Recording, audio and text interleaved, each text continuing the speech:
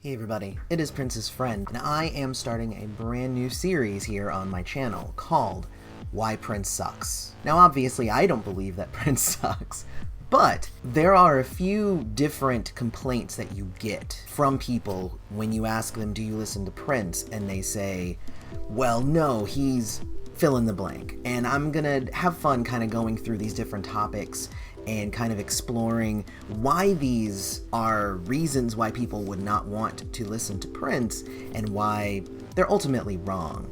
Now today's is people don't listen to Prince because he's too sexual.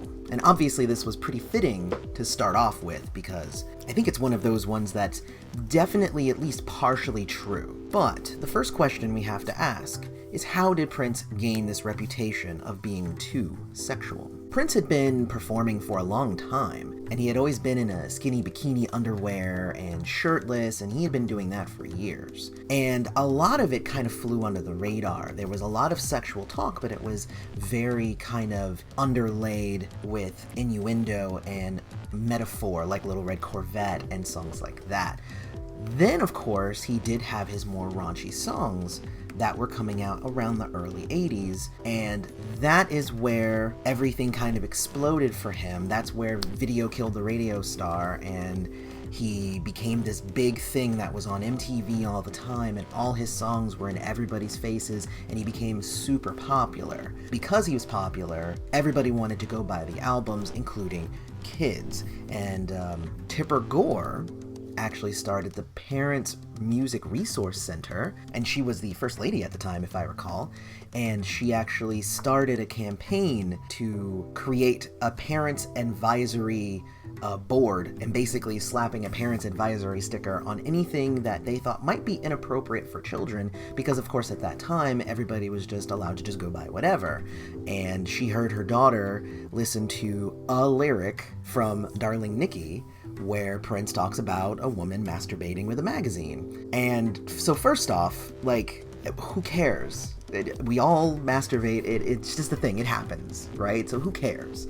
But second off, I remember listening to that album when I was a kid, and I just sang along, masturbating with a magazine. I mean, I don't know what that is, so I just sang the song and it was just whatever. And then my mom was just like, hey, do you know what that means? And I'm like, no, not really. You know, maybe you should just skip that word when you're singing it, but, you know, carry on. And I'd be like, okay. You know, she's like, I'll tell you later what it is. That was where the reputation for being super sexual came from. It came actually from one line in one song. And that's not even because he wasn't sexual in his other songs, because he definitely was. But one line in one song granted him that reputation. Because honestly, if you listen to every other song on Purple Rain, there's some sexuality and there's some freeness and there's religion and there's all kinds of stuff going on in there.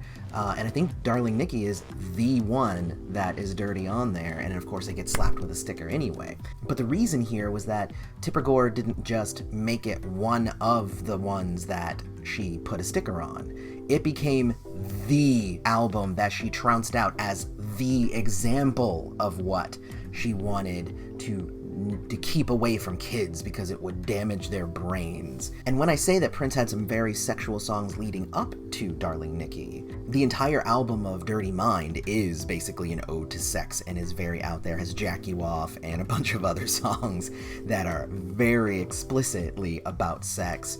Some songs from Controversy and obviously 1999 had a lot of songs about sex with Automatic and Let's Pretend We're Married and a lot of stuff like that. The interesting thing here is that even though Prince, I believe, was really well known for being explicitly sexual, most of his songs carried a fair degree of metaphor and poetry. If you check out, I made two lists. I made one list of the top 10 dirtiest songs from Prince, which were ones that were just explicitly about sex and no rhyme or reason. It was just like, hey, sex, sex, sex. And then I made one that is for his top 10 sexiest songs, which talk about sex, but in more of a like, ooh kind of way and not a raw kind of way.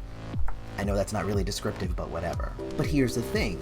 Prince picked up on the fact that he had this reputation, and he actively fed into it as well as went against it. If you actually watch some of the Purple Rain performances around Purple Rain going into Around the World in a Day, there was actually an internal backlash in his music against this idea that he was this super sexual being. In the Prince and the Revolution Live DVD that was released along with the Purple Rain Deluxe remaster set thing box, there's a lot of sections where he's like, I'm sexual, I'm sexual, I'm sexual, and then God comes down and says, stop doing that, and he goes, I know, it's just the way I want to be, but I won't be that anymore, I'll be good, and it actually plays a lot into the fact that really after Purple Rain, I think Prince was kind of done being that super hyper sexualized